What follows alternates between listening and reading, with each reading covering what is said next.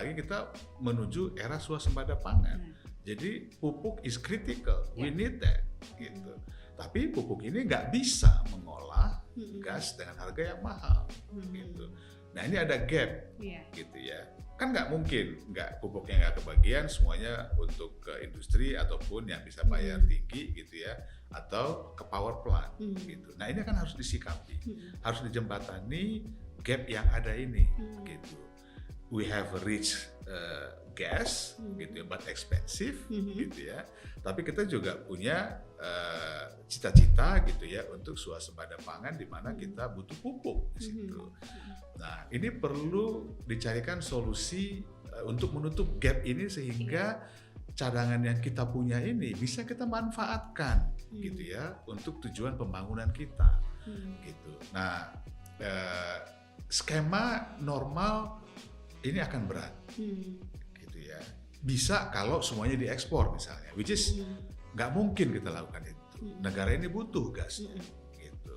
Nah supaya bisa ketemu, jadi ini perlu ada kerjasama kalau saya lihatnya gitu ya, antara pemerintah dan juga investor gitu. Mungkin salah satu yang bisa dipertimbangkan itu skema public-private partnership gitu ya, sehingga resources yang ada ini bisa kita monetize gitu ya, government juga ikutan di situ gitu, investor juga ikutan. Nah investor pun juga akan merasa bertambah nyaman gitu ya untuk memonetasi ini sehingga gasnya bisa kita produksikan dan kebutuhan gas dalam negeri juga bisa kita penuhi.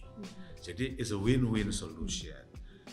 Apakah ini gampang? Enggak. Ya, it takes many stakeholders lah, ya kan, untuk kita bersama-sama membahas ini, gitu ya. Who's doing what, gitu. Regulasi apa yang perlu dikeluarkan, gitu, untuk mensupport ini semua. Nah ini perlu diskusi yang komprehensif lah ya dari semua stakeholder ada, sehingga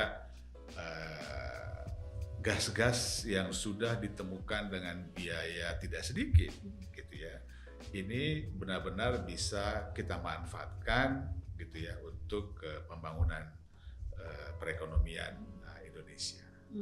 Seperti itu ya Pak ya. Ya.